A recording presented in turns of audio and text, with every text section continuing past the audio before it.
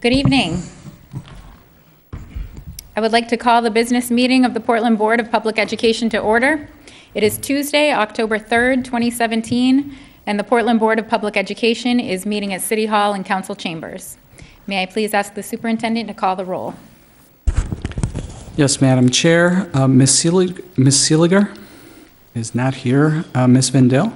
Here. Ms. Davis? Here. Ms. Thompson? Here. Ms. Morioni? Mr. Eater? Here. Mr. Rodriguez? Presente. Ms. Donato? Here. Ms. Farah? Here. Ms. Yuri? Here. Mr. Sweeney? Not here. And Chair Tararo? Here. And I would like to let board members know that Ms. Seeliger did let me know that she's feeling under the weather this evening. Would everyone please rise for the Pledge of Allegiance? I pledge allegiance to the flag of the United States of America and to the republic for which it stands, one nation, under God, indivisible, with liberty and justice for all.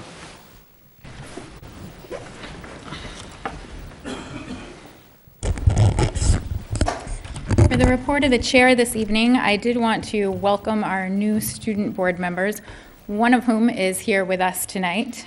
This is Tiana Yuri from Casco Bay High School. And our other new student rep that will be joining us is John Sweeney from Paths. He wasn't able to make it tonight. The two of them are replacing the board members that most recently left us, and they will be sworn in on December the 5th, the December inauguration with the rest of us. And so they'll be official at that point, but they will be joining us for meetings in the interim. So welcome, and thank you for joining us. I also wanted to let board members know an update on the NSBA conference in San Antonio next year. We had asked that board members let us know if you have interest in attending. We have heard, we have 4 board members interested, Ms. Thompson, Ms. Morioni, Mr. Rodriguez, and Ms. Seeliger. And we have done some cost estimates. We have conference registration at $2,368 estimate. We have a hotel estimate of $1,472, and we have we've priced in some meals, flights. We've priced out at $4,570. We have a total estimated cost of $10,765.50, and we will be bringing this to the next school board meeting for a vote for authorization of funds up to that amount or some similar amount for your approval. These funds come out of the board contingency account. Does Ms. Thompson have a question? I was just going to say, could we check those numbers again? Because that seems really low for 4 people to Texas. So if we could just double check the figures, because for hotel alone, and it seems very low. For when we went to Denver, it was a lot more than that. I just think we missed a number along the way there. So Sure, go ahead. and we'll be glad to double check, but this was based on the, on the actual costs and looking at early bird reductions and things along those lines. So we'd be happy to make a copy available to you as well. It looks like there is a 20% discount for early bird for the hotel registration. So, but we'll double check that. In the last piece of my report, I just wanted to note that as we approach the holiday on Monday, you have probably followed the City Council's recent action to celebrate Indigenous Peoples Day rather than Columbus Day. And I know board members have received questions from constituents as to whether we as a board may be taking similar action in our school calendar to ensure that we're celebrating a holiday that's in keeping with a balanced perspective that's taught in our schools. After discussing this with the superintendent, We are going to be asking that staff recommend a process for consideration for us. We won't be able to do it in time for this year because the holiday is already upon us, and we do need to have a deliberative process around it. But that will be coming forward in time for next year. And that concludes my report. Moving into report of the students. We have Portland High School. Ms. Donato. Hi, I'm Christina Donato from Portland High School. And Portland High School is doing very well. We're in the middle of our fall season and our sports are coming to an end as the weather is getting cold. And we're looking at our Spirit Week starting off on October 16th with Pajama Day. And we're going to have Costume Day and Decade Day, and then concluding with our Blue and White Day. And we're going to have a pep rally. And that Saturday, we're going to have our homecoming dance on the 21st. And today, our senior class concluded their day with a financial aid packet and information. We had a little fair thing where we got to go around to different tables and know how to balance our finances and stuff like that. And we got specific majors that we'd probably go into. So some people got doctorates and stuff like that. And I got an international relations degree. And you got to figure out how your life would be planned out with loans and stuff. And it was very informational. And a few people won some money, $75, $50, and $25, which is very helpful. I don't know if they saved it. That's not on me, but they probably used it on lunch. And next week, we're going to be going off-site on a team building activity on Mackworth Island where we get to meet different people in our grades, and the leadership groups are going to take leadership of these activities like Capture the Flag and other team building stuff. And our underclassmen are preparing for their PSATs this fall. And our seniors, some of them are retaking it this week, and I believe, and next month. And that concludes my report. Thank you. Thank you, Ms. Donato. Moving into report of the superintendent. Thank you, Madam Chair. I would also like to welcome our new student representatives. Tiana Ure was already at our policy committee meeting last week, and she proved to be a thoughtful and engaged advocate. We joked with her that, oh, you're back, because we certainly threw the kitchen sink at her for that first meeting. I also look forward to working with John Sweeney to continue the strong work of advocacy for paths that Kevin Siegel brought to the board. I would like to remind the public that the Portland Public Schools Portland Promise campaign is scheduled to launch officially this Thursday, October 5th, with an event hosted by UNUM, who, as you know, has been a generous supporter of the district's development of this campaign, which is based on our comprehensive plan. Over 75 community leaders have responded to our invitation and will join us to launch our outreach efforts, which include a postcard going to every postal patron in Portland, directing them to our new website on the Portland Promise, and introducing them to our outstanding graduates. Our very own Christina Donato and Sahar Lafara will be our evening MCs, showing that we have great graduates and we also have amazing current students. Finally, I would like to recognize the Portland Public Library for their outreach and collaboration. PPL has been a great partner to the Portland Public Schools for a number of years, and nowhere more so than in our summer programming. This summer, in addition to the PPL Bookmobile, they took the lead in organizing reading activities that involved hundreds of students from throughout the community. They also provided incentives, including bikes, for scores of students who are actively involved in reading and participating in the program. This year in particular, they focused on young adult readers in collaboration with our middle school media specialists, Meg Rooks and Kathy Hanley, and it was a smashing success. Thank you to Library Director Sarah Campbell and young adult librarian Kelly Blue for their tireless work on behalf of our students and young adult literacy.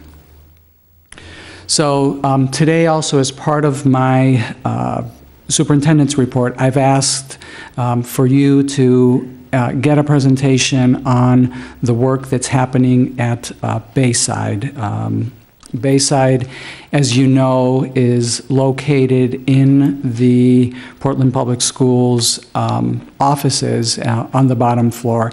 And over the years, you've heard about some of the challenges that they face on a daily basis with the facility. We thought it would be important to start with sort of a level set to make sure that everybody on the board and others in the community understood the work that happens day in and day out at Bayside, and understand, you know, who the students are, who the staff are, what it is that we are working on day in and day out there. And so Jen Sirwe, the director of the Bayside Learning Center, is here to present. So Jen?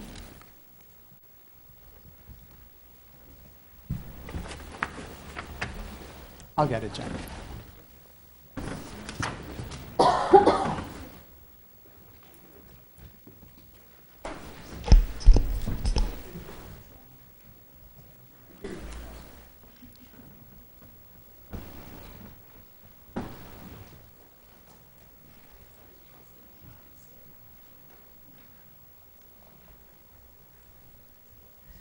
So I wanted to start with thanking everybody for inviting me to talk about the Bayside Learning Community and all the great stuff we do there every day. For those of you that don't know me, I'm Jen Sirwe, a graduate of Portland High School in 1991, proud to say that. And I was hired as a director of Bayside Learning Community in 2014. So I believe you all got a copy of the PowerPoint. Great. So I thought I'd start with what is day treatment. So I looked up the Maine state billing regulations as well as the Department of Education to summarize what it is that day treatment is. And as you know, Bayside Learning Community is the Portland Public Schools day treatment program. So day treatment are structured therapeutic services that are designed to improve a child's function in daily living and community living. We do this through a mixture of individual, group, and activities therapy. And the services include therapeutic treatment that are geared towards developing a child's social, emotional, physical capability in the areas of interpersonal and intrapersonal functioning. The services include behavioral strategies and interventions. And they must include families in the treatment planning and also the provision of the treatment planning. Lastly, the students must need treatment that is more intense and frequent than outpatient services, but less intense than hospitalization.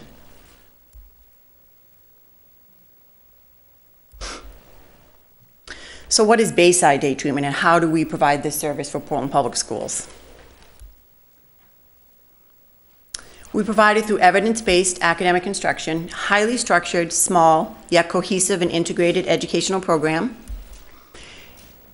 And we do this through incorporating the educational goals and the treatment goals, which are designed to improve daily living, interpersonal, social, and community integration skills.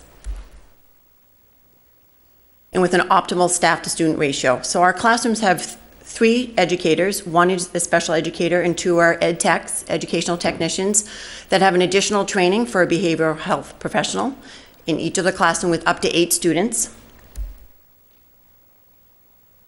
All of our staff are highly qualified, as I mentioned, special educators and behavioral health professionals and licensed clinical social workers. We provide this through a range of therapeutic services that are designed to promote academic success, physical well-being, functional life skills, pro-social behaviors, in a setting that is much less restrictive than out-of-district educational programs, inpatient, hospitalization, or residential settings. And again, we collaborate with parents to ensure that the education and the treatment goals are appropriate for what their child needs. And we also do this in the learning environment by including the students in the local community resources.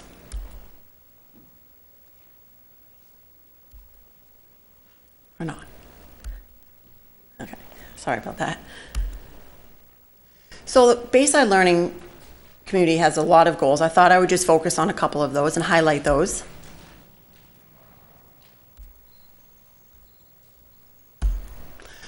We provide supports and opportunities to practice skills and strategies in a very highly structured setting.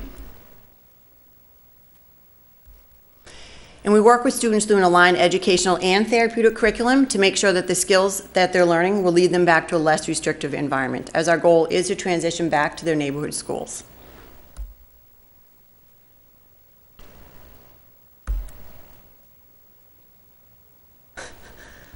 Sorry, just a minute.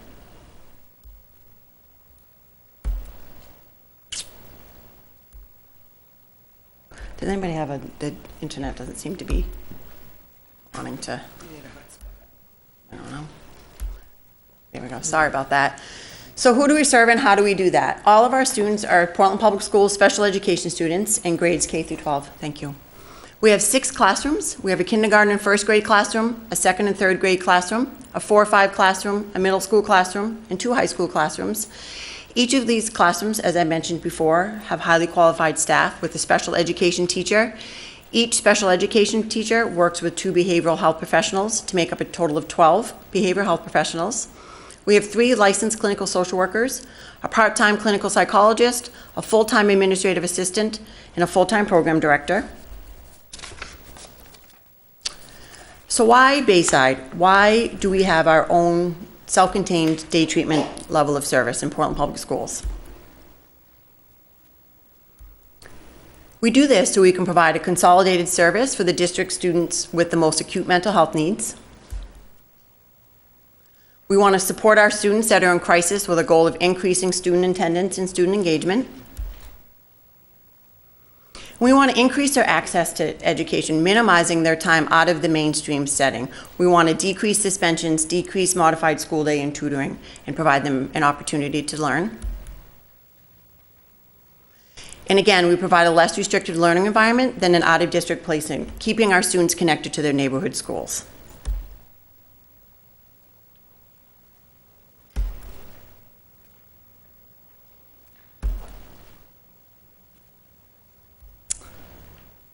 So Bayside's made up of 3 areas of focus. We have our academic programming, our clinical supports and services, as well as the environmental context. And I thought I'd start with the academic programming and give a brief overview of what it is that we do each day. So in 2014, or 2015 school year, we added a new K-1 classroom. Part of what Bayside's responsibility is to be a service for the Portland Public Schools. So in talking to the administrators and principals and case managers, what they really felt is we wanted to start our early intervention as early as possible. So with that, we met that service and need of the district and added a K-1 classroom. We have a multi-grade teaching teams. So what that means is, for an example, the 2 high school classrooms co-teach and teach together so that students are transitioning from classroom to classroom and that we're not just in a self-contained program within a self-contained classroom within a self-contained program, providing a little less restrictive of a learning environment. We use technology. We have 30 Chromebooks, Apple TVs. We use this to track attendance, grades, behavior, academic goals. We also use it to create meaningful and engaging curriculum so that students can stay connected with a rigorous curriculum. We monitor and tailor our instructions similar to the rest of the district in that the students participate in statewide assessments. We try to do these 3 times a year for those students that are with us for the whole year so we can monitor their progress and use that to inform our teaching and learning. We also use student portfolios and center-based learning models in our younger ages. We have a pre-vocational program. We work closely with Anne-Marie Salzberg to make sure the individual educational plan transitions are accurate. We also, through this pre-vocational programming, have offered opportunities for our students 16 and older to work. So in the summer, for example, we have a peer mentoring program where those students not only are accessing their education and coming to school and staying engaged with us, but we're providing an opportunity for them to work and learn some pre-vocational skills, whether that be through Alpha One, mock interviews. They've participated in Mecca as well as Southern Maine Community College.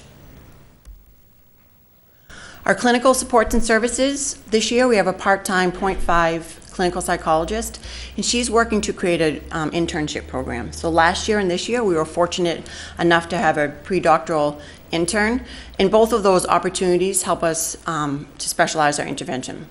We've increased social work, full-time licensed clinical social workers from 2 to 3 in order to meet the acute needs of the students that we work with every day. Our social workers focus on clinical practices and interventions such as de-escalation, trauma-informed practices, mindfulness, through a series of curricula, might be tribes, And we also monitor their treatment plans. So similar to a special educator, where we monitor their individual education plans, social workers have a large responsibility to make sure that they have a treatment plan that's well informed. And every 90 days, we're monitoring that progress to ensure that it is a level of service that they need from us, or when they may be meeting their goals to transition back to their less restrictive environment. One thing I wanted to mention and highlight was one of our ed techs has created a therapeutic horseback riding program. We got a grant through Riding to the Top in Wyndham. She is going to be highlighted at the end of October as a keynote speaker to talk about the impact that this program has had specifically on a day treatment program. We're very excited about that and are supportive of that. She started last year with 4 or 5 students. This year, she did it over our summer program. In this school year, she's also doing it after-school programming. So an opportunity to provide after-school programming for our students that need it, perhaps the most, as well as provide another vocational opportunity for our peer mentors. And of course, we have the environmental context. So we all know that there are some challenges of where we are at. We know we don't have a playground, we don't have a cafeteria or a gym. We go back and forth every Wednesday through Portland School Department Transportation to Guild Hall, which poses its own challenges. There have been air quality concerns, location concerns, lack of natural lighting, lack of windows airflow. Despite all that, the Bayside Learning Community staff work very hard to access our surrounding community resources, such as the Boys and Girls Club in the Y. They open our doors early. As you know, we get out a little bit earlier because we start earlier. And they open their doors early so our students have a place to go after school. We use community gardens, Daring Oaks, East End Community School has been gracious. We use their playground at times. The Merrill Auditorium. So we try our hardest to provide all those same opportunities that are surrounding us for our students, similar to the rest of the district. And of course, our kids. This is why we do it, right? So our communities and our keeping our kids involved. I talked about cultivating communities and the grants we've received from them and the support. We do have a community garden at Oxford Street.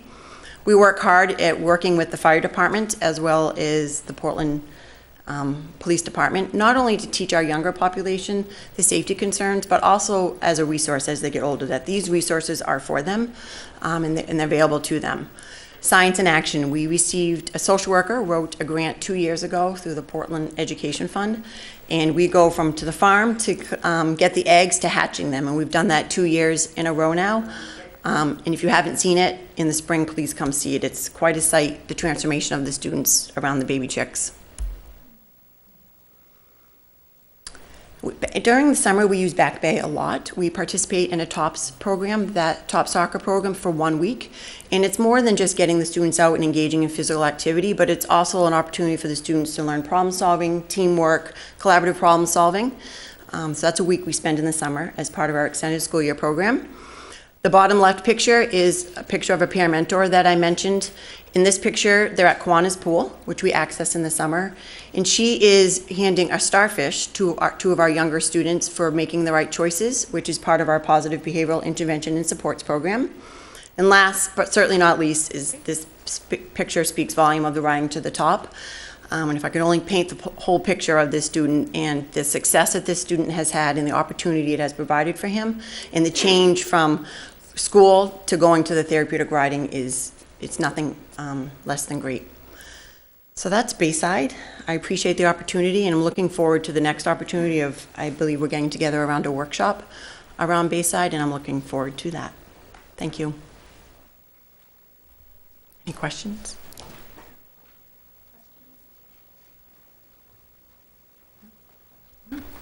Thank you. Oh, you're welcome. Thank you. For all you do and all your staff that's here tonight. Appreciate it very much. And Yes, me too. I have some questions, but we can wait till the workshop. Okay, thank you so much. I Thank you. appreciate it. Have a great night. Can I just speak quickly to the workshop? So the idea, as I mentioned, I didn't do a good job of introducing this, that this is the first step because we had decided that it would be important for everybody to have a level set. But there are those concerns about the facilities, and so at our next meeting, we're going to do a workshop at the end of the meeting so that there is an opportunity for you to understand what has been done, what are continuing to be the challenges, as well as, get any ideas and suggestions that you might have about how to improve on our programming. I think that, this is not something that has been ignored. I think that, we have some things that have been done to address those concerns, and I think it's important for everybody to understand those as well as what the concerns continue to be. And, hopefully we can come up with better options. So that's the purpose of the 17th. Thank you.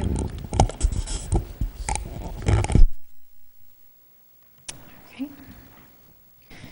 We do not have report of the committees tonight, but I understand Ms. Thompson wanted to make an announcement. Where we don't have the committee reports, I just wanted to let, because the board doesn't, I don't think, know either at this time, nor just the public. The Policy Committee / Public Affairs Committee, we're having a public affairs event on Saturday, October 14th from 10 to 11:30. We are trying for a location downtown here. We haven't confirmed that yet, but more information will be going out and look to the web for that. We'll make sure it's advertised, but we wanted to make sure that people had that date and time so they could put it on their calendars. We had really successful, over a year ago, public affairs events, so we're looking forward to it. Thank you. And Ms. Morioni? Thank you, Madam Chair. I just wanted to let the board members and the public know that we did change our next curriculum meeting time to, instead of October 31st, it's going to be on October 23rd at 6 p.m. that evening. Great. Thank you. Thank you. Ms. Davis? And just a heads up to the public that we will be having an additional Operations Committee meeting in October, and at the moment that looks like it will be on October 18th, as well as our regularly scheduled meeting on October 24th. We're working on the CIP proposal and need a little extra meeting time. So, and then the other thing I just would like to report that the Hall Building Committee did meet. And for folks who have not had the opportunity to sort of get off of Brighton Avenue and actually make their way down to where Hall School is and will be, that there actually is something to see. They're up and out of the ground. There's steel. You can begin to get a sense of the building, and it's amazing.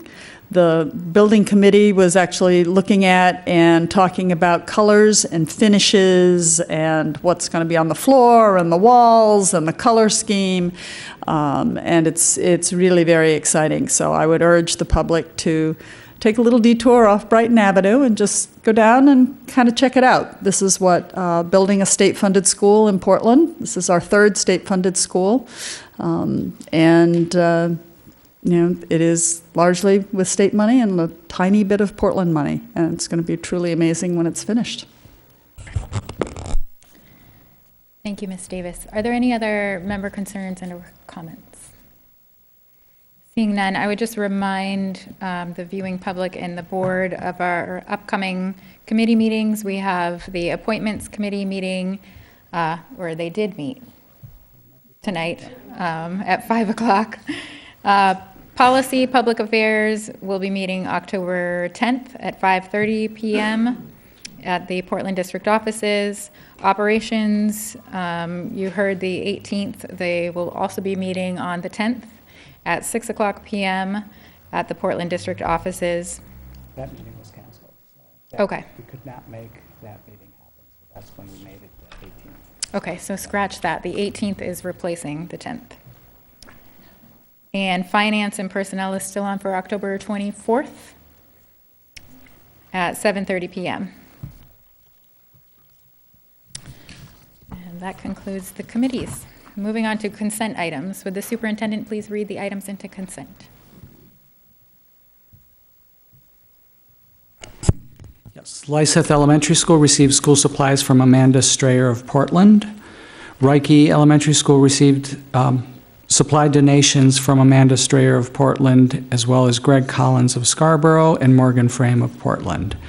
And Peaks Island Elementary School received a cash donation from John Pearson of Cape Elizabeth, who held a road race in memory of longtime island resident A.G. Alvis. The money is to be used for athletic endeavors. And Peaks Island Elementary also received a cash donation to support a school project from Scott Kelly of Peaks Island. Thank you very much to all of our donors. Thank you. Moving into old business, we have consideration and action to authorize the board chair to sign a contract with the town of Long Island for educational services from 2017 to 2018. Is there a motion? Ms. Thompson, seconded by Ms. Morioni. Would the superintendent like to speak to the motion? And I will defer to Assistant Superintendent Crocker. Thank you, Superintendent Botana. This is an especially exciting collaboration, and I'd like to paint a picture for you as we just briefly give you some background. I'd like you to think about last Wednesday, when I believe we reached a record 80 degrees. I know you're jealous. We reached a record 80 degrees, and that happened to be the day when I was honored to accept the invitation of Long Island Elementary School Superintendent Barbara Powers to visit for the morning. And so she and I traveled out to the island, stopping at Great Diamond Island on the way to pick up the two students that are our Portland Public School students that this year are attending on Long Island. So I'd like you to just hold that in your mind while we think about the wonderful opportunity that this is to expand our collaborations. The Portland Public Schools and the town of Long Island have enjoyed a successful long-term relationship, collaborating, as you know, to ensure a K-12 continuum of public education for children who live on Long Island. There is an ongoing MOU in place that enables middle school and high school students who live on Long Island to attend public school in Portland. And now we're going to have the flip side of that. Beginning this year, we have already 2 students attending. One is in kindergarten and one is first grade. And we believe that before the turn into the new year, there will be a 3rd student, another kindergartner, whose family is moving back to the island and building a home there. So this necessitates a new MOU that enables these Portland students to attend Long Island Elementary School. The ride, I can attest to, is a brief one on the ferry for them, and they are in the wonderful hands of the Casco Bay Ferry Line's employees. The 2 young boys that attend went running up to the staff when they first pulled up beside the dock to get them on board, and you can tell that that is as much of the adventure for them as being at school.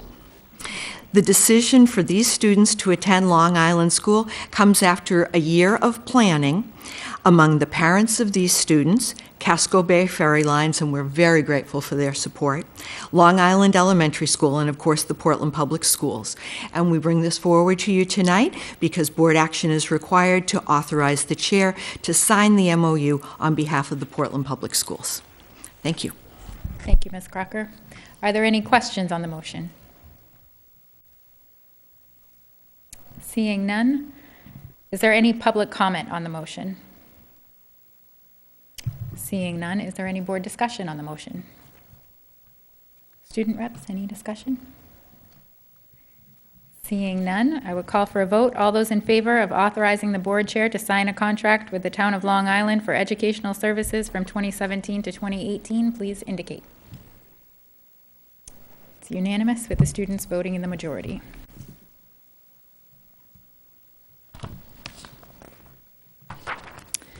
Next, we have consideration and action to adopt the resolution in support of public education. Would the superintendent like to speak to this motion? Oh, I'm sorry, we need the motion first. Ms. Vendel, seconded by Ms. Davis. And would the superintendent like to speak to it? Certainly. The American Association of School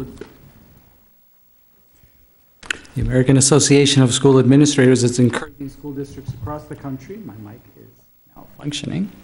Let me try one more time. No. Okay. The American Association of School Administrators is encouraging school districts across the country to issue a proclamation of support for public education. They've provided a sample proclamation resolution, which we have adapted to meet the needs of our district. The resolution is designed to raise awareness of public education at a time when the federal budget projects cuts to well-established and important program services.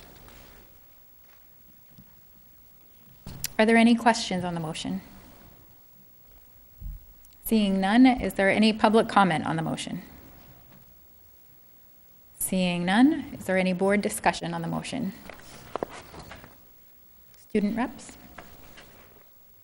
Seeing none, all those in favor of adopting the resolution in support of public education, please indicate. It's unanimous with the students voting in the affirmative. Thank you. Consideration and action to sections 2307 and 1485-4 of Title 20A to authorize the superintendent of schools to transfer from available funds budgeted for the FY 2017 fiscal year operating budget not more than 5% of the total appropriation for any cost center to another cost center or among other cost centers of FY 2017 fiscal year operating budget, provided that the total FY 2017 fiscal year operating budget shall not be increased by such transfers. The superintendent shall provide written communication at the time such authority is exercised. Is there a motion? Ms. Morioni, seconded by Ms. Davis. Would the superintendent like to speak to the motion? And I will let Executive Director of Finance and Budget, Alicia Gardner, speak to the motion.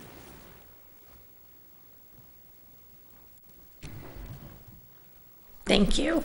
The request is that we have 3 transfers, and the totals are for just over 72,000, just over 78,000, and just over 85,000 to cover deficits between the 11 categories. That does not mean that overall the FY 2017 budget has deficits. This is just for the state reporting, and overall it appears as though we are going to end the year just with over just about $2 million in fund balance. So did well. Are there any questions about the budget transfers? Seeing none. Is there any public comment on the motion? Seeing none, is there any board discussion? Students? Seeing none. All those in favor of authorizing to sections 2307 and 1485-4 of Title 21A, the superintendent of schools to transfer from available funds budgeted for the FY 2017 fiscal year operating budget not more than 5% of the total appropriation for any cost center to another cost center or among other cost centers of fiscal year 2017 operating budget, provided that the total FY 2017 fiscal year operating budget shall not be increased by such transfers. The superintendent shall provide written communication at the time such authority is exercised. Please indicate. It's unanimous with the students voting in the affirmative.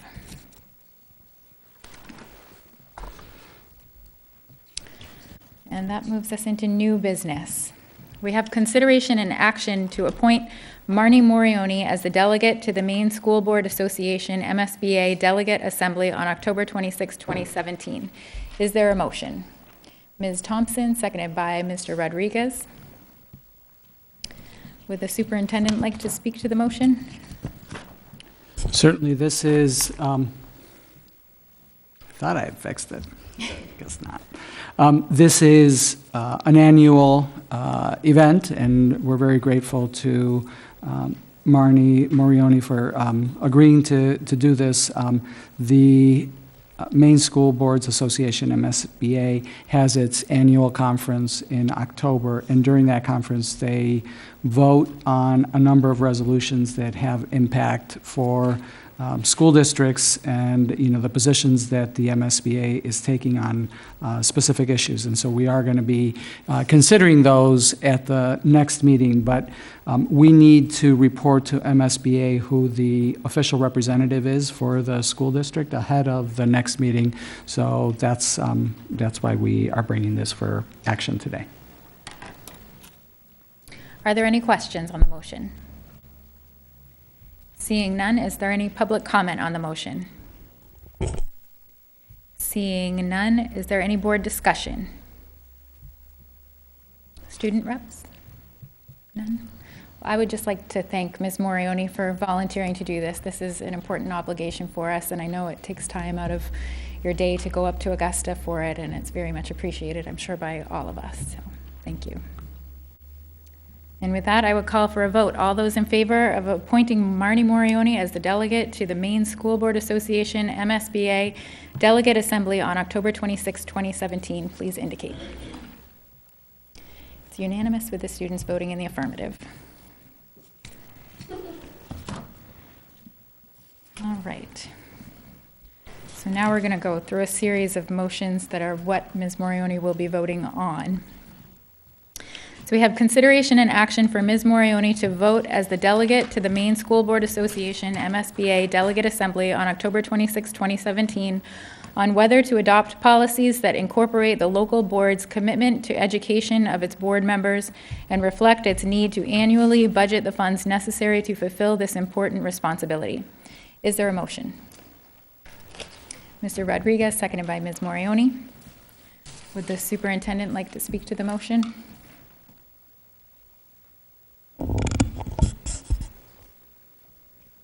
So the rationale that MSBA provides for this this motion is that the school board's responsibility is to make sure that public schools are meeting the needs of all students in the community, and that that's never been more important. To do their job well, board members need to be well trained, not only in how to work together as a board, but in other critical areas. Training is the most often heard request from MSBA members, and the requests range from basic training for new members to training for board chairs. MSBA wants to offer more training and will encourage boards to request it. And this will include a regional approach using board members and others as trainers to keep up with the anticipated demand. MSMA staff will help develop a shared curriculum. Are there any questions on the motion? Seeing none, is there any public comment on the motion? Seeing none, is there any board discussion on the motion? Student reps? None? Can I just clarify that what I believe the board is voting is to give guidance to Ms. Morioni as to how she will vote on this when she's at the MSBA conference. Right, so we're authorizing her to vote in the affirmative. With that, all those in favor for Ms. Morioni to vote as the delegate to the Maine School Board Association MSBA Delegate Assembly on October 26, 2017, on whether to adopt policies that incorporate the local school board's commitment to the education of its board members and reflect its need to annually budget the funds necessary to fulfill this important responsibility, please indicate. It's unanimous with the students voting in the affirmative.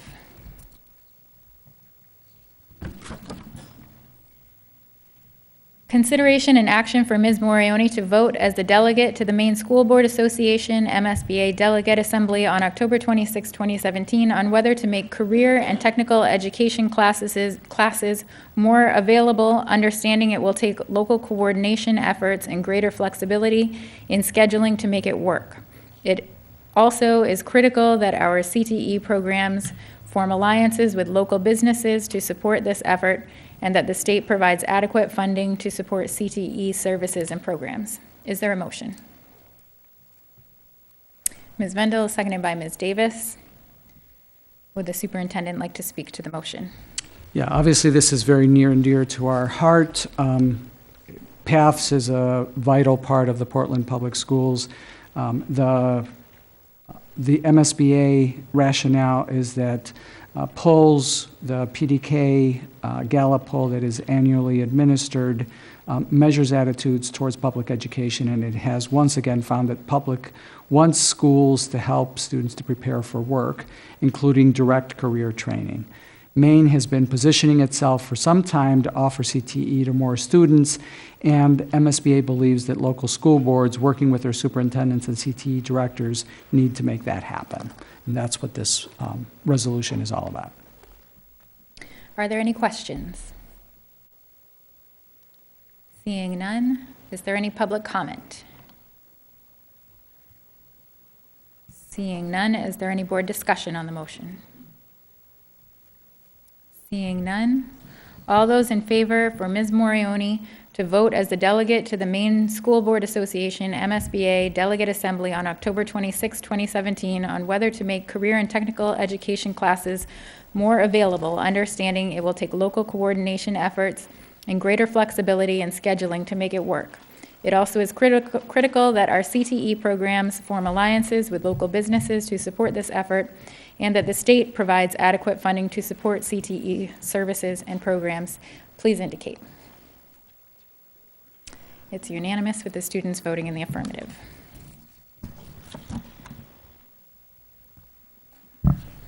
Consideration and action for Ms. Morioni to vote as the delegate to the Maine School Board Association MSBA Delegate Assembly on October 26, 2017, on whether regionalization of services must be initiated by school boards and superintendents who, in their respective roles, represent the best interest of students, the school community, and local taxpayers.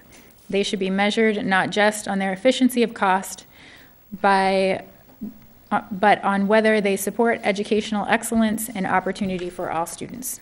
Is there a motion? Ms. Davis, seconded by Mr. Rodriguez. Would the superintendent like to speak to the motion? Yes. Legislation, as many of you know, was passed this year to encourage regional collaboration among school districts. That legislation includes both incentives and funding penalties for school districts that participate in those regional collaboratives. I think the MSBA's point is that finances cannot be the only reason to move these initiatives forward. They actually have to make sense for the school districts, and they have to be developed jointly by the school administration, the school board, and the communities to make sure that the programs and regional services are those that actually add value to students. And so I think the MSBA's intent with this is to ensure that that MSBA speaks and advocates for the importance of doing this in a way that doesn't penalize school districts for not participating in those, but actually encourages them to do that in places where it actually makes sense. Are there any questions? Seeing none, is there any public comment on the motion? Seeing none, is there any board discussion? Ms. Davis. I think particularly for us as a large school district who, may find at first blush regionalization perhaps somewhat more difficult, and that I think it is important for us to underscore the need that regionalization and this effort is not just about saving funds and saving money, but actually, or being more efficient, but actually providing a better education for the students who would be impacted by that regionalization. And that in some parts of the states of Maine, it may be a very good idea and very possible to do. And I think in other parts of the state and for other districts, it may be very difficult to do, and that needs to be advocated for on our behalf by the School Boards Association, so that we really do preserve the point, which is to provide a good education for all students across Maine, not just save dollars. Any other discussion on the motion? Student reps? Seeing none, all those in favor for Ms. Morioni to vote as the delegate of the Maine School Board Association MSBA Delegate Assembly on October 26, 2017, on whether regionalization of services must be initiated by school boards and superintendents who, in their respective roles, represent the best interests of students, the school community, and local taxpayers. They should be measured not just on their efficiency of cost, but on whether they support educational excellence and opportunity for all students. Please indicate. It's unanimous with the students voting in the affirmative.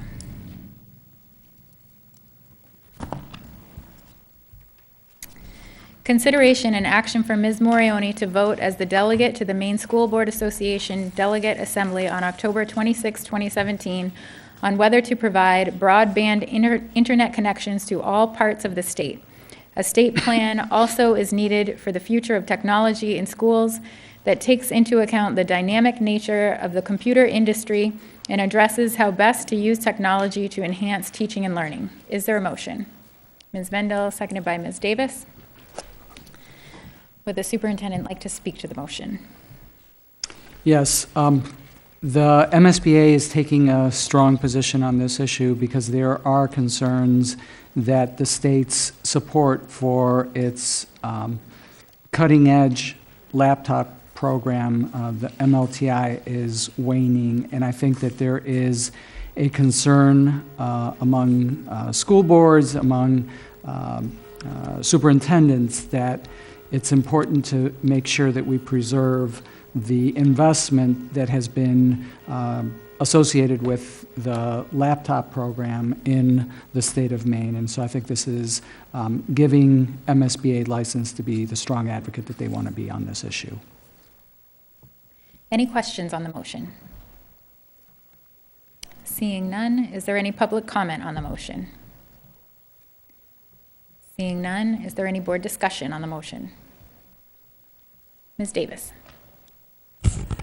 This again is one where I think I would be glad to see us really support the School Boards Association, providing a level playing field for all students in terms of internet access, both in internet connectivity, in devices, in software, is critical for particularly our students who may be under-resourced and not have this access at home. And so having that happen in the schools and keeping it a level playing field for all students is really critical for both our district and the state and its future. So I'm glad to see that the school boards are stepping out strongly to make this point statewide. Any other discussion? Student reps? Seeing none, all those in favor for Ms. Morioni to vote as a delegate to the Maine School Board Association MSBA Delegate Assembly on October 26, 2017, on whether to provide broadband internet connections to all parts of the state. A state plan also is needed for the future of technology in schools that take into account the dynamic nature of the computer industry and addresses how best to use technology to enhance teaching and learning. Please indicate. It's unanimous with the students voting in the affirmative. Consideration and action for Ms. Morioni to vote as the delegate to the Maine School Board Association MSBA Delegate Assembly on October 26, 2017, on whether to amend the law to create clearer pathway for all learners, including students with special needs, under the diploma bill passed in 2016 for the first high school class that will have to meet standards who have entered their freshman year this fall. The Maine School Boards Association will craft recommendations for legislation to be introduced in 2018 to improve the law. Areas to be explored include prioritizing our goals and making the law less prescriptive while keeping a focus on proficiency-based learning. Is there a motion? Ms. Davis, seconded by Ms. Vendel. Would the superintendent like to speak to the motion? Yes, this is a more complicated resolution for us. I think that we have a strong commitment to moving forward with the proficiency-based requirements in the law. We have weighed in on some of the concerns that have been raised particularly with the special needs student requirements. I am somewhat concerned about a blanket endorsement of the MSBA's legislation without knowing the specifics of it. So I don't know if it's appropriate to say that this is something that, as an administration, we'd like to reserve the ability to sort of say that we are in support of the legislation or not in support of the legislation based on what is actually in it. There's a later resolution that deals with proficiency-based as well, that is talking about reestablishing funding, and that is one that we absolutely have no qualms about. But I'm sort of concerned about signing on to a piece of legislation that we've not seen, even if it is in areas where we obviously have share concerns. And so that's my only comment on this one. Ms. Morioni. Ms. Thompson and I were just discussing this. Could it be possible that the board choose to also abstain from a vote? This question. Ms. Thompson. Or not take a position and then she abstain. I believe that would be possible. Another option is to table the motion for further information and bring it back at the next meeting, if that's something that the board wishes to do instead. Ms. Davis.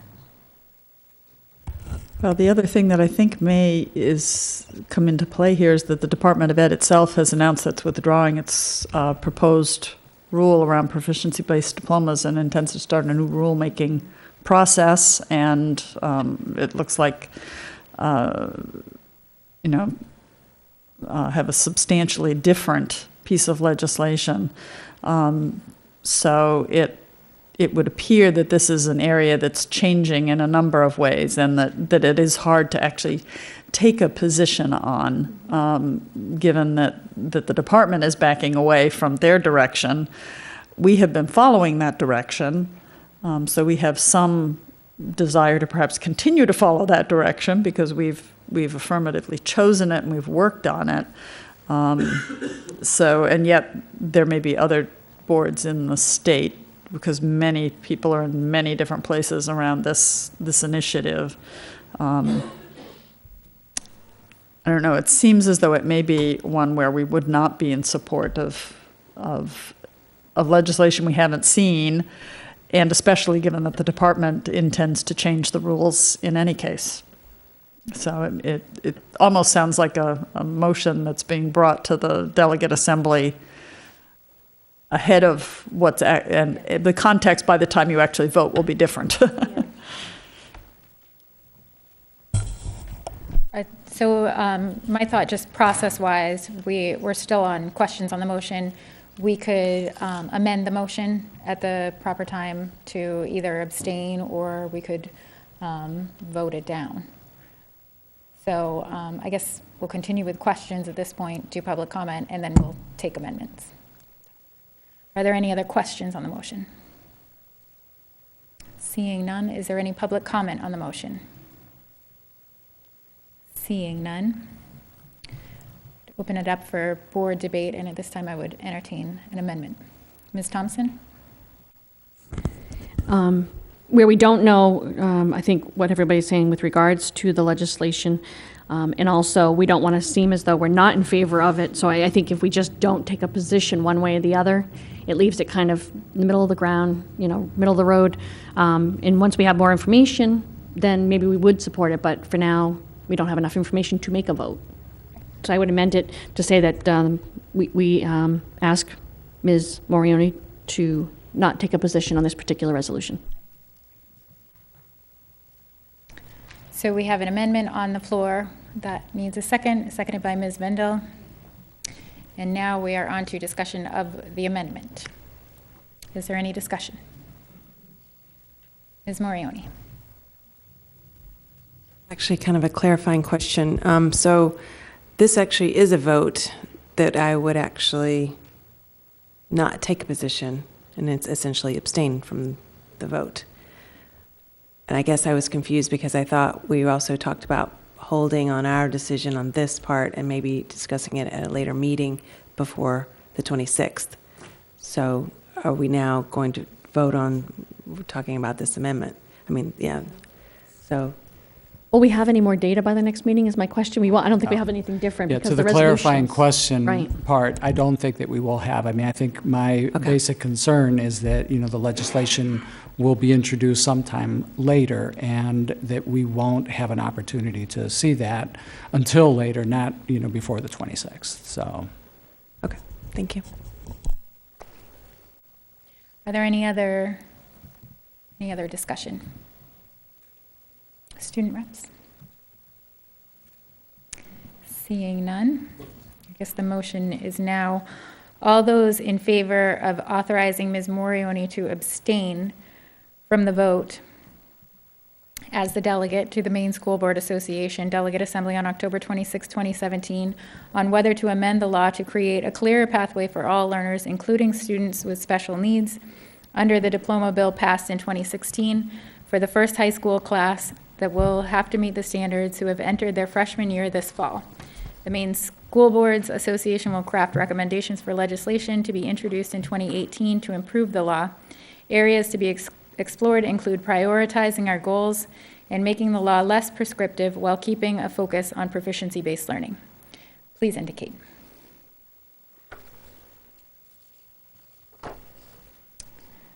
So I see all the board members were in favor, as well as Ms. Uri. All those opposed?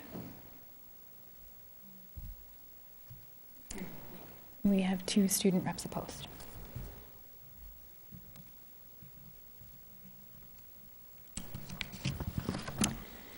Consideration and action for Ms. Morioni to vote as the delegate to the Maine School Board Association MSBA Delegate Assembly on October 26, 2017, on whether to support the National School Boards Association's Stand Up for Public Schools campaign by calling for the adoption of local resolutions, better publicity around the excellent work going on in school districts, and public celebration of the educators and school leaders who support that work. Is there a motion? Mr. Rodriguez, seconded by Ms. Morioni. Would the superintendent like to speak to the motion? Well, given that you approved that resolution before this, I think that it's there's not a whole lot to add to it. I think that, obviously we support that, and this is encouraging other districts to do the same thing that you just did earlier today. Are there any questions on the motion? Seeing none, is there any public comment on the motion? Seeing none, is there any board discussion on the motion? Ms. Morioni. So I'm really excited that we passed the previous resolution, and I'm also really excited about this because during the National School Board Conference in Denver, we were with some of the Maine School Board Association representatives, and there was a session. It was based out of Portland, Oregon, I believe. Portland, Oregon, the state of Oregon, was highlighting how their state had started a whole publicity campaign around public education, including highlighting districts and students and the work going on in the schools, and just really doing a wonderful job of getting more information out into the community about success stories, what's going on in schools, again, highlighting public education and how so the Portland, the Maine representatives from the MSBA were excited about that. I was in that session. I think Ms. Thompson was in the session as well. After that session, we talked a bit more about the Maine to the MSBA representatives, and we got really excited by this idea. So I'm hopeful that that's the intent of this, is to look at it as a statewide push to, and it sounds like it is, to try and work more to again highlight it throughout the state. So yeah, I'm excited about this. Thanks. Any other board comment? Student reps? I would just say I'm also excited about this, and I think it mirrors what we're doing locally with our campaign that's launching on Thursday. All those in favor for Ms. Morioni to vote as a delegate to the Maine School Board Association MSBA Delegate Assembly on October 26, 2017, on whether to support the National School Board Association Stand Up for Public Schools campaign by calling for the adoption of local resolutions, better publicity around the excellent work going on in school districts, and public celebration of the educators and school leaders who support that work. Please indicate. It's unanimous with the students voting in the affirmative.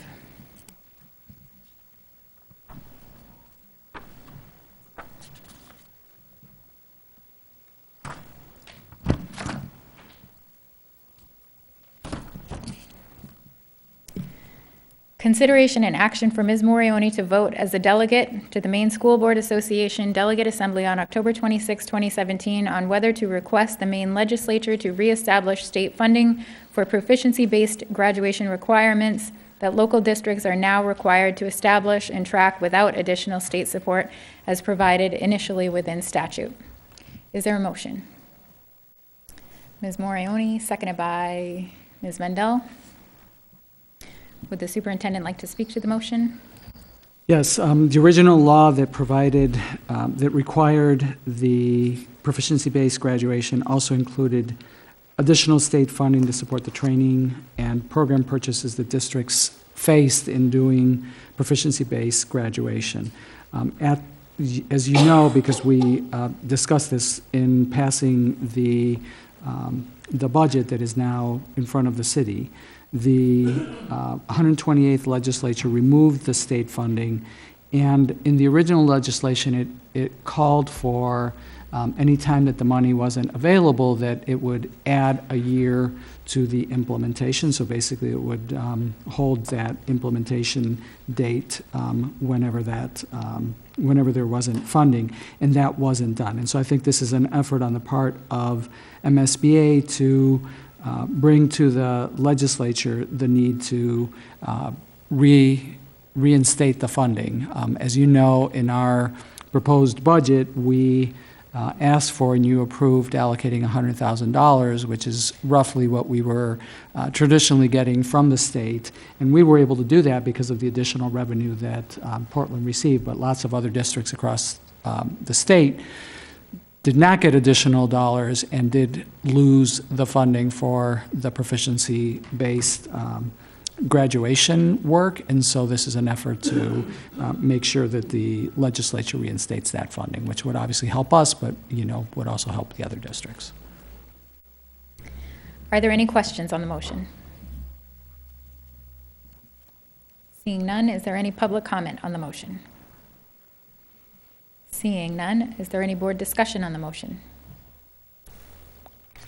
Ms. Morioni.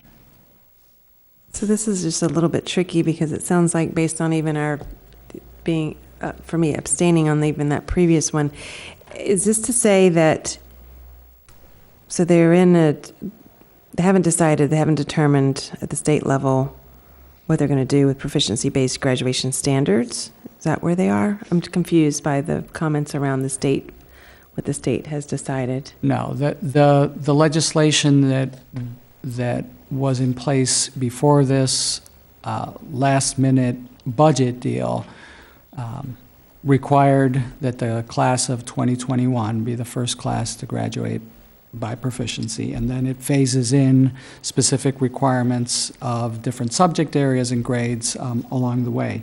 The original legislation that was in place said that the state had a responsibility to provide additional resources to school districts to be able to do that work. And in the last-minute budget deal this year, that was eliminated from the legislation. And so I think that this does not mean that they're not doing it. In fact, what this says is that the MSBA will take a strong advocacy position saying, if you're not funding it, it's an unfunded mandate, and you really need to reinstate the resources to do that. Okay, thank you. Any other questions on the motion? Did I already do this? You have the motion. Okay. Any other board discussion on the motion? Student reps? Seeing none, all those in favor for Ms. Morioni to vote as the delegate to the Maine School Board Association MSBA Delegate Assembly on October 26, 2017, on whether to request the Maine legislature reestablish state funding for proficiency-based graduation requirements that local districts are now required to establish and track without additional state support as provided initially within the statute, please indicate. It's unanimous with the students voting in the affirmative. Consideration and action for Ms. Morioni to vote as the delegate to the Maine School Board Association MSBA Delegate Assembly on October 26, 2017, on whether to update Resolution 3B1H, scheduling of vocational educational programs in order to apply current terminology. Is there a motion? Ms. Bendel, seconded by Mr. Rodriguez. Would the superintendent like to speak to this motion? I believe this is just a small technical change to change an existing resolution from the scheduling of vocational education to using the updated terminology of career and technical education. Are there any questions on the motion? Seeing none, is there any public comment on the motion? Seeing none, is there any board discussion on the motion? Student reps? Seeing none, all those in favor for Ms. Morioni to vote as the delegate to the Maine School Board Association MSBA Delegate Assembly on October 26, 2017, on whether to update Resolution 3B1B, scheduling of vocational educational programs in order to apply current terminology, please indicate. It's unanimous with the students voting in the affirmative. That takes us to personnel. Consideration and action to approve the personnel items listed. Is there a motion? Ms. Davis, seconded by Ms. Morioni.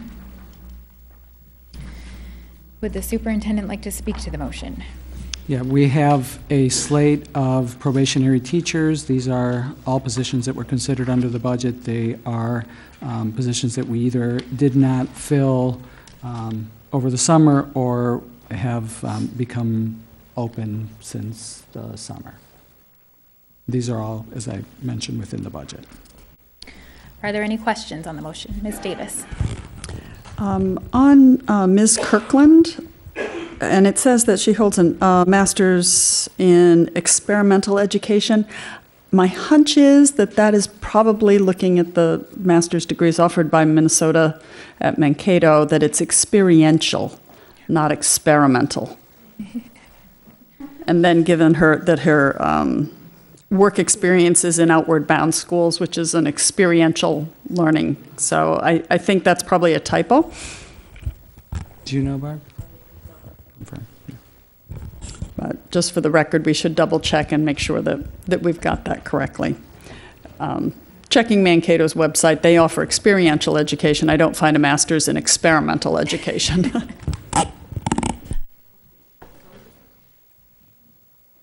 Any other questions? Seeing none, we do not take public comment on personnel items. Is there any board discussion? Seeing none, all those in favor of approving the personnel items listed, please indicate. It's unanimous with the students voting in the affirmative. And we're on to board focus on educational issues. We have pre-kindergarten strategy update. Would the superintendent like to introduce this item? Yes, we all know that there is probably no more important of an investment a school district can make than early childhood education. Early childhood programs provide safe and engaging learning environments, socialization skills, and access to early learning. Portland Public Schools has a long-term commitment to working to improve the access and quality of early childhood learning experiences for our students. To provide an update on our current work and insights into our direction, I've asked Assistant Superintendent Malia Nally to present on the status of our current programming and the work that is currently underway to develop a coherent, community-wide strategy for universal access to quality pre-kindergarten programming in Portland. Just enter, does it?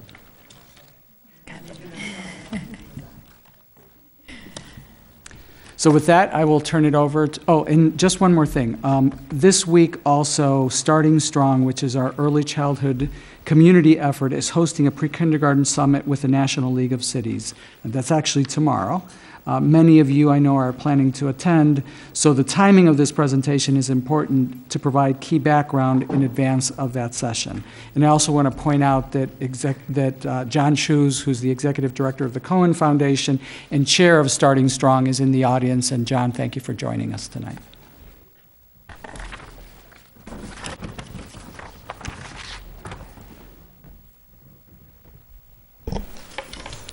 All right. Give you guys a second to transition. Great. So tonight's objective is to update you all on our pre-K status, so basically where we are, and where we're headed. And just like Superintendent Botana mentioned, this is in part acknowledging that many of us are attending the Early Childhood Summit put on by Starting Strong tomorrow. And so we really wanted to ensure that we're grounded in the work in order to maximize our time learning and collaborating across the city tomorrow. I also just want to point out some of the connections to the Portland Promise. First, our achievement metric that's described as increasing the percentage of entering kindergarten students who have been enrolled in high-quality pre-K programs. In addition, on the academic team priorities for 2017-18 that are lined up to the Portland Promise goals, we have a key initiative where we're looking at working in partnership with Starting Strong to refine our target and strategy so that we can ultimately realize our citywide vision and have an action plan within PPS that's aligned up to the strategy citywide. Briefly, I also want to just acknowledge Starting Strong and the Data Innovation Project from USM, who provided the substantive content in tonight's update. It may go without saying, but I do think it's important to come back to why so many people are invested in providing high-quality pre-K for all children in Portland. There is ample research that illuminates the importance of early childhood education for long-term outcomes. Highlighted here on the slide is the report by the Heckman equation that found early childhood education can produce up to a 13% return on investment every year over a lifetime in the realm of individual productivity and income, as well as broader community outcomes such as reduced criminal justice costs, healthcare costs, and so on.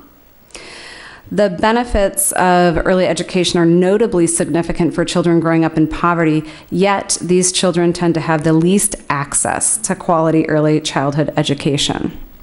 Hence, I am personally honored to be a part of a community and now the district team that's part of a citywide effort to ensure all kids in Portland can access high-quality pre-K education. So just a bit on state context, this might be repeat for some of you and new for others. State-funded programs were established in 2007, and as of last year, just over half of school administrative units use these funds, and these public programs served about 42% of Maine's 4-year-olds with an estimated cost of $3,201 per child enrolled. Here in Portland, a public pre-K program was established in 2010 with a grant from the Cohen Foundation and then has been included in the PPS budget as of 2011. We have expanded classrooms, one per year between 2010 and 2016, and have the capacity to serve about 21% of Portland's 4-year-olds. We operate 8 classrooms across the city. 5 are located in public elementary schools. 2 are run through partnerships with private providers, Catherine Morrill Day Nursery and Youth and Family Outreach. And then 1 is in partnership with the Opportunity Alliance Head Start program.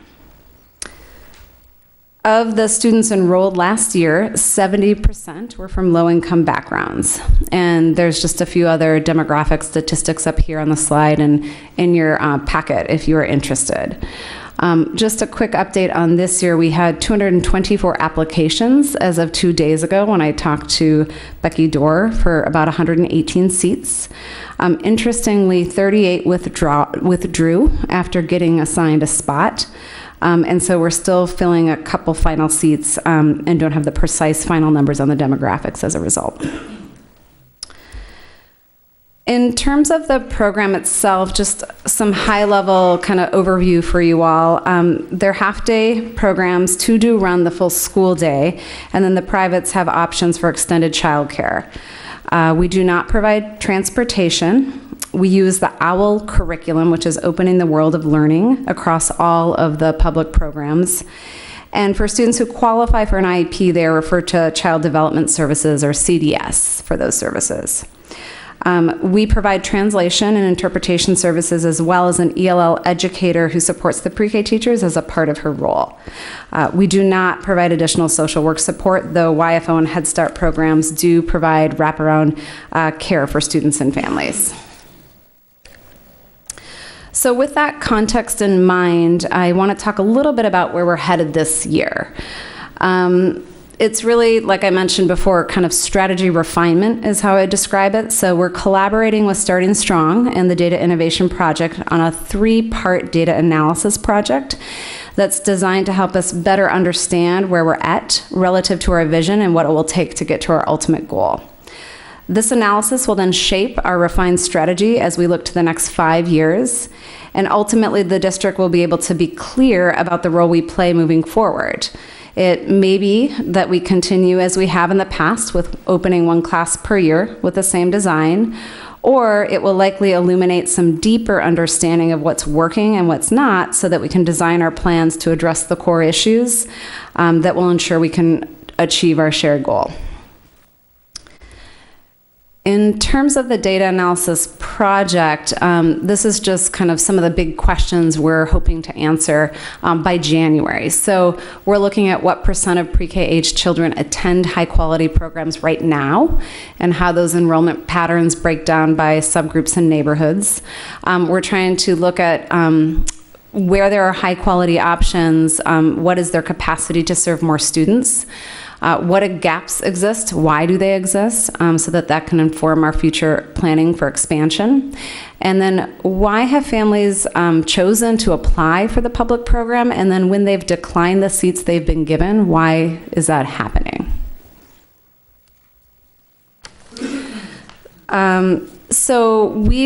They have completed phase 1 of this kind of 3-part inquiry. And so I wanted to share a few of the insights that we learned from part 1. So these are all going to continue to kind of get fleshed out, and they're a work in progress, but these are just some highlights that I think are helpful to understand as we unpack what's going on.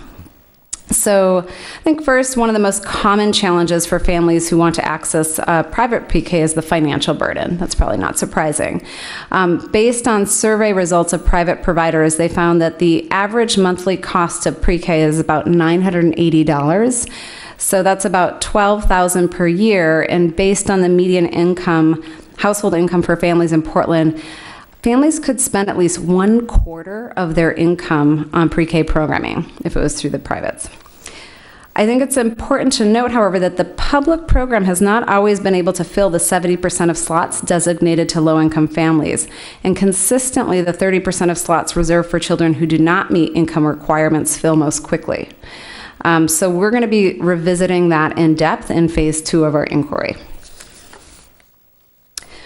Another finding was that 4 and 5 of the school district sites where we have pre-K classrooms, there is a higher percentage of ELL students than for the district overall. So this means that our multilingual and multicultural center is involved in supporting interpretation, translation, and cultural brokerage for families, and is also why we have a part-time teacher leader whose primary focus is pre-K.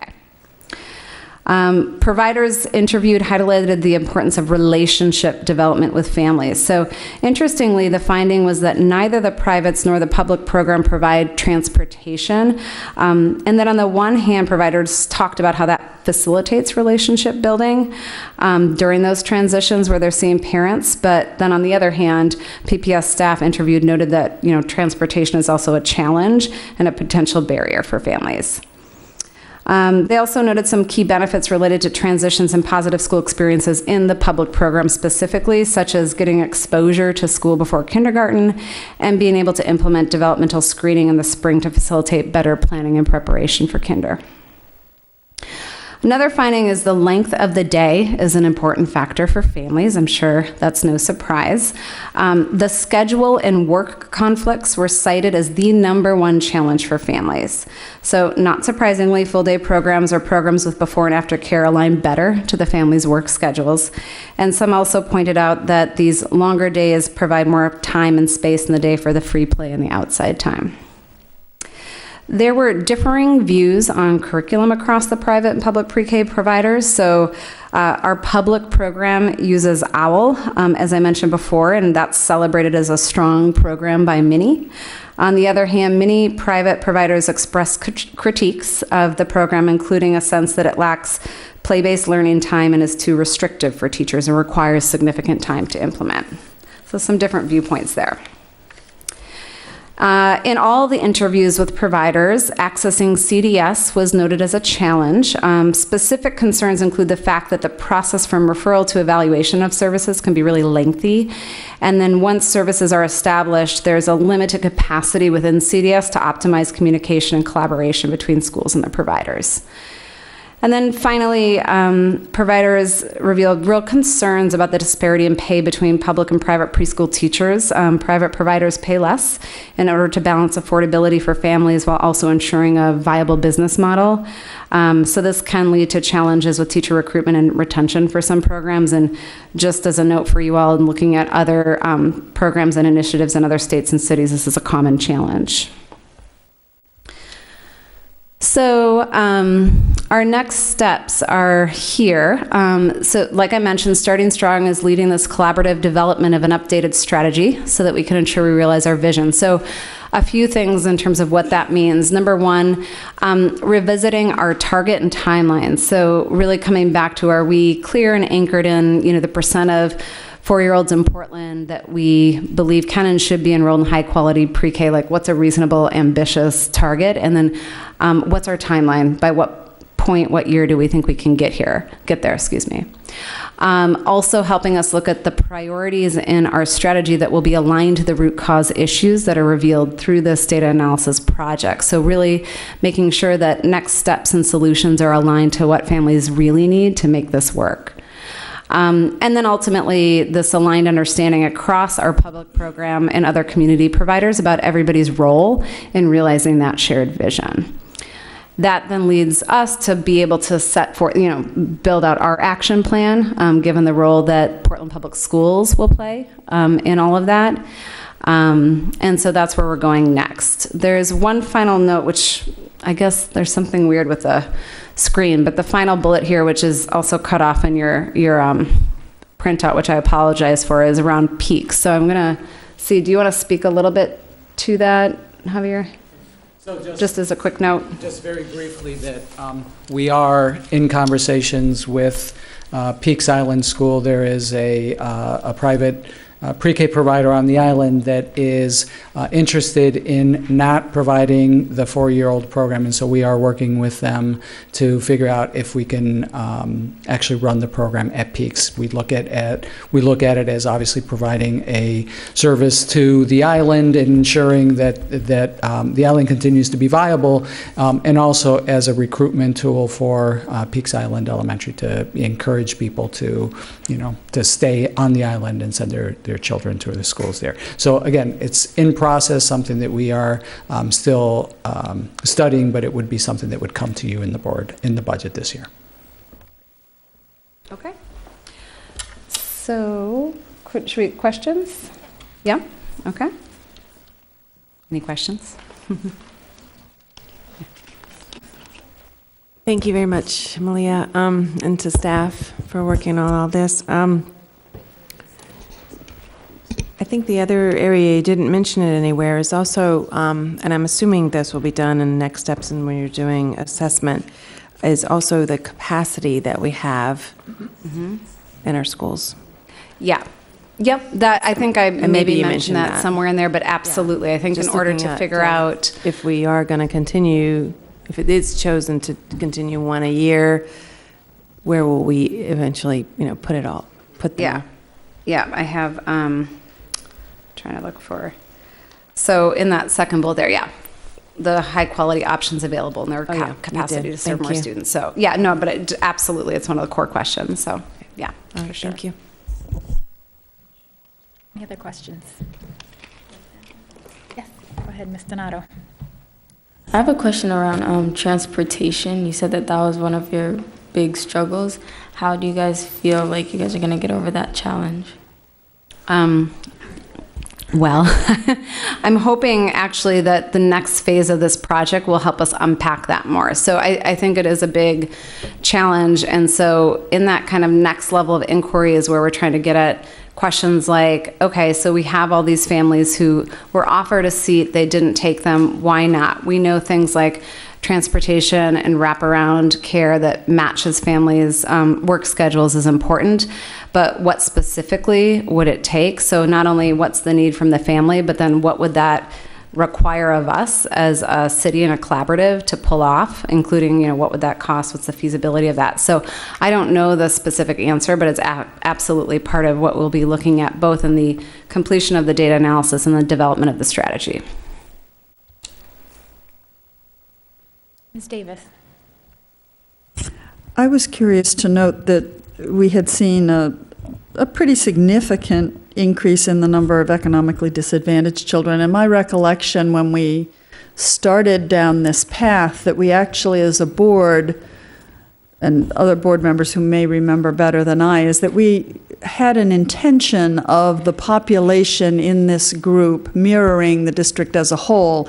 And certainly in 2015-16, we're off. We're not mirroring our pre-K has a higher proportion of economically disadvantaged children than our regular population does. And I wondered if there was somewhere that we lost sight of that, because I don't remember it coming back to the board, but that was a very clear discussion that we had when we began this initiative. Mm-hmm. And so maybe if you could just speak to that. I'll start and then invite my colleagues who have more historical context than I do to jump in. But my understanding is that we have actually been aiming for an explicit target of 70% of the seats reserved for students from low-income backgrounds. So that's my understanding of how it was designed. That's my understanding as well. And so this is the first time that I hear that, that we had an explicit goal. That we had an explicit goal of keeping it level with the district. I think, without knowing if that's true or not, I can't weigh in on it. But, clearly, as I think the research that Malia shared, this type of programming in particular is critical for low-income students. So I think that, I would definitely, if that turns out to be the case, I would, urge that as part of our conversations, we really think about the equity issues associated with early childhood education. And I think that that's, I don't know where that stated 70% came from, but I think, we were actually fairly proud that, we had finally hit that target in our numbers. So it's kind of surprising that you're saying that that was not our target. My recollection, and I'm seeing nods from Mrs. Morioni and from Ms. Vendel, who all of the three of us were here, is that the discussion really was also about, while we would agree that for low-income students that early childhood education can be critical and a game changer, but that also we wanted to be equally accessible to all demographics within our population. And there was concern expressed, and there is research which says that if you essentially segregate your low-income population with a lot of other low-income children, that you actually miss the value and the advantages that are conferred by having a more heterogeneous grouping and children from many backgrounds to learn from each other. And that we thought as a board, and it was a board discussion, I think if we go back and look, that this was, and so where it morphed over time, I don't believe it ever came back to the board for a redirection. And there was a discussion and not just from a number of angles. Yeah. That we were concerned about setting up a program for just low-income pre-K, based on educational theory and ideas, and that we wanted the program to be available to the entire city. Community, yeah. To mirror it, as we have with some other populations when we have lotteries, such as Casco Bay, and so on, that these programs where people are applying to get in should mirror the demographic of the district as a whole. Yeah, and I think it's a point that is, a great connection to why we're doing what we're doing, which is this sort of pause, take stock of where we are after, this launched in 2010, and ask ourselves, okay, how are we doing on many dimensions? And I think that's a great question to put into that target setting component of the work, which is, one, let's resolve exactly, what we've interpreted as that target of 70-30 and what you're describing. But then, and more importantly, to the point you're raising, look at if wherever we are is where we want to be with our kind of philosophy and the research base behind it. So it's a great point to raise up, and I think fits perfectly into the work of this year. Yeah. Ms. Hassan and then Ms. Vendel.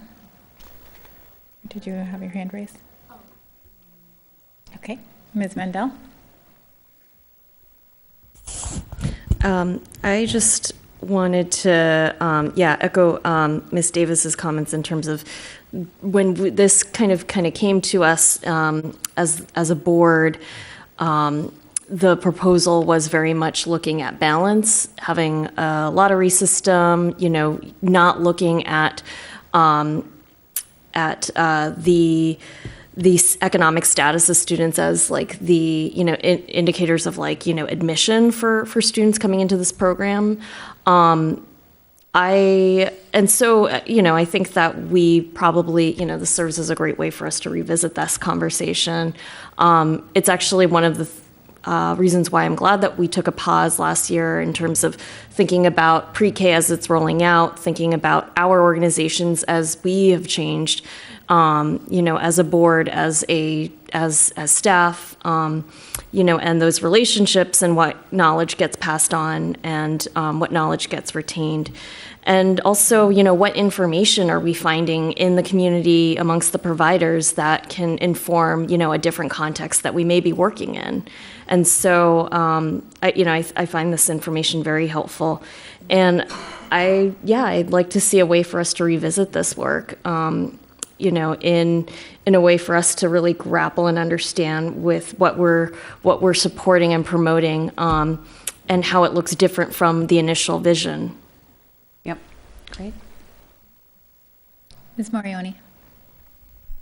Just one final person who was there at the time. We did do what we were just describing at the time,